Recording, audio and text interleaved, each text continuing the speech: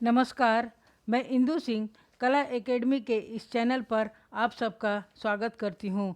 आइए आज हम नेट के सिलेबस में शामिल इकाई 2 में हिंदी साहित्य का इतिहास के अंतर्गत आदिकाल में रास या जैन साहित्य के महत्वपूर्ण बिंदुओं को समझने का प्रयास करते हैं। तो आइए हम रास साहित्य को समझते हैं। 12वीं शताब्दी से 13वीं शताब्दी के मध्य जैन कवियों के द्वारा जो साहित्य अपने धर्म के प्रचार प्रसार के लिए जन भाषा में लिखा गया उसे रास साहित्य के नाम से जाना जाता है। रास का अर्थ है जिसमें नृत्य, संगीत, क्रीड़ा, खेल आदि की प्रधानता हो उसे रास कहते हैं। रास शब्द का उल्लेख सबसे पहले आदि पुराण में मिलता है। आदि पुराण को ही जैन पुराण के नाम से जाना जाता है। इसके रचयिता 7वीं शताब्दी के जैन कवि जिनसेन सूरी थे। यह रचना उत्तर भारत में लिखी गई थी। भरत मुनि के नाट्यशास्त्र में रास के स्थान पर क्रीडनीयक शब्द का प्रयोग किया गया है। रास साहित्य के विशेष तथ्य हैं। इसका समय 12वीं से 13वीं शताब्दी था। रास साहित्य मुख्यतः गुजरात, राजस्थान व दक्षिणी भारत में रचा गया। समस्त रास साहित्य का आधार जैन पुराण को ही माना जाता है। इसे आदि पुराण भी कहा जाता है। इस धर्म का प्रमुख तत्व अहिंसा है। ये कर्मकांड व पशु बलि विरोधी थे। इनका अहिंसा परमो धर्म मुख्य संदेश है। इन रचनाओं के नायक मुख्यतः जैन तीर्थंकर रहे हैं। इस साहित्य में हिंदू धर्म की कथाओं को जैन धर्म के अनुरूप बनाकर प्रस्तुत किया गया है। जैन साहित्य का मुख्य उद्देश्य धर्म तत्व का निरूपण करना है, यानी अपने धर्म का प्रचार प्रसार करना। रास साहित्य उपदेश प्रधान है। रास साहित्य को आदिकाल का सबसे प्रामाणिक व विश्वसनीय साहित्य माना जाता है। रास साहित्य के बारे में सबसे प्रामाणिक व विस्तृत जानकारी मोतीलाल मीनारिया की रचना राजस्थानी भाषा और साहित्य में मिलती है। इन्होंने अपने साहित्य में 87 कवियों का उल्लेख किया है। रास साहित्य 3 शैलियों में रचित है। पहला कथात्मक चरित्र, जैसे जैन साधुओं के जीवन चरित्र का इसमें वर्णन है। उपदेशात्मक आचार, इसमें आचरण के नियम बताए गए हैं। इसमें उपदेश एवं आचरण संबंधी पदों का वर्णन है। फागु, यह शैली प्रस्तुति परक पदों में अपनाई गई है। इसमें नृत्य और संगीत की प्रधानता है। इस साहित्य की रचनाओं में नायक मुख्यतः जैन तीर्थंकर हैं। रास साहित्य में हिंदू धर्म की कथाओं को तोड़ मरोड़ कर जैन धर्म के अनुरूप बनाकर प्रस्तुत किया गया है। रास साहित्य की प्रमुख रचना एवं रचनाकार, पहला रचना भारतेश्वर बाहुबली रास, रचनाकार शालिभद्र सूरी, रचना काल 1184 ईस्वी। कथानक इसका है, इस रचना में 2 सगे भाइयों भरतेश्वर जो अयोध्या का शासक था तथा बाहुबली जो तक्षशिला का शासक था, दोनों भाइयों को पहले युद्ध में लीन तथा बाद में जैन धर्म का दीक्षा लेने के बाद मोक्ष का अधिकारी सिद्ध किया गया है। इस साहित्य में कुल छंदों की संख्या 205 है। आचार्य हजारी प्रसाद द्विवेदी के अनुसार यह खंड काव्य है। डॉक्टर गणपति चंद्र गुप्त ने शालिभद्र सूरी के द्वारा रचित ग्रंथ भरतेश्वर बाहुबली रास को हिंदी का प्रथम रास काव्य माना है। मुनि जिन विजय ने भरतेश्वर बाहुबली रास को रास परंपरा का प्रथम ग्रंथ माना है। इस रचना का प्रमुख रस वीर, श्रृंगार और शांत रस है।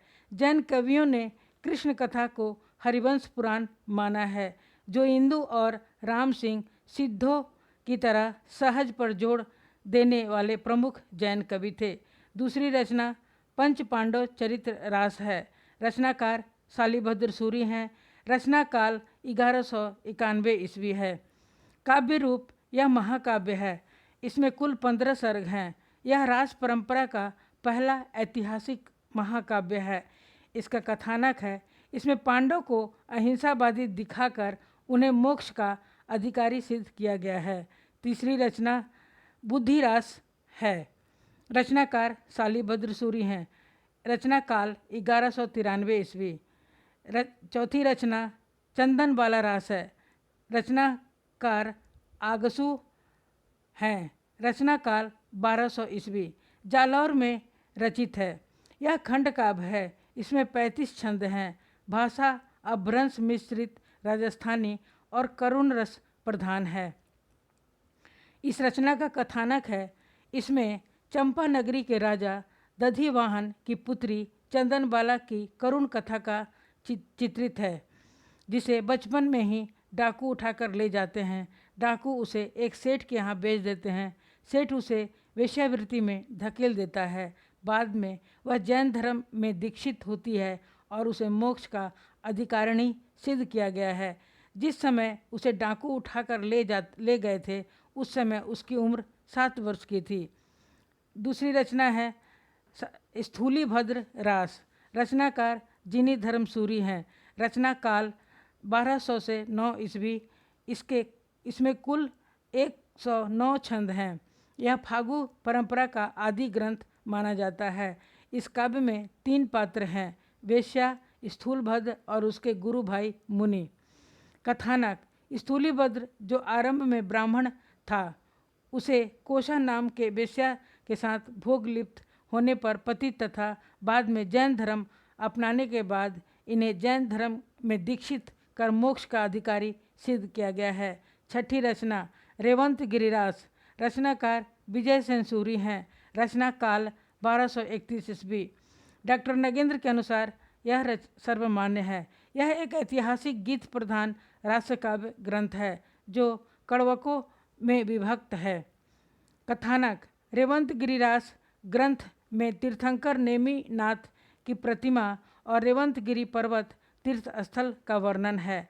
सातवीं रचना है नेमि नाथ रास। रचनाकार सुमति गनी, गुणी भी इन्हें कहा जाता है।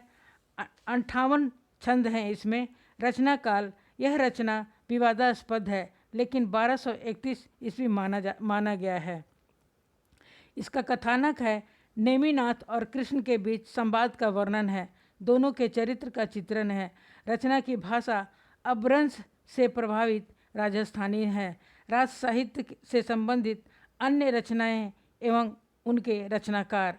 रचना और रचनाकार: रचना है कछूली रास, प्रज्ञा तिलक, जिनी पदम सूरी रास, सार मूर्ति, कड़कंड चरित रास, कनकांबर मुनि, दर्शन सार, आचार्य देवसेन, लघुनय चक्र, आचार्य देवसेन, द्रव्य स्वभाव प्रकाश, आचार्य देवसेन, भारतेश्वर बाहुबली रास, आचार्य देवसेन, आबू राम, पलहन, प्रबंध चिंतामणि, अभय तिलक मणि, हरिचंद्र पुराण, पद्मनाभ, कान्हड़ दे प्रबंध, पद्मनाभ, भारतेश्वर बाहुबली घोर रास, वज्रसेन सूरी।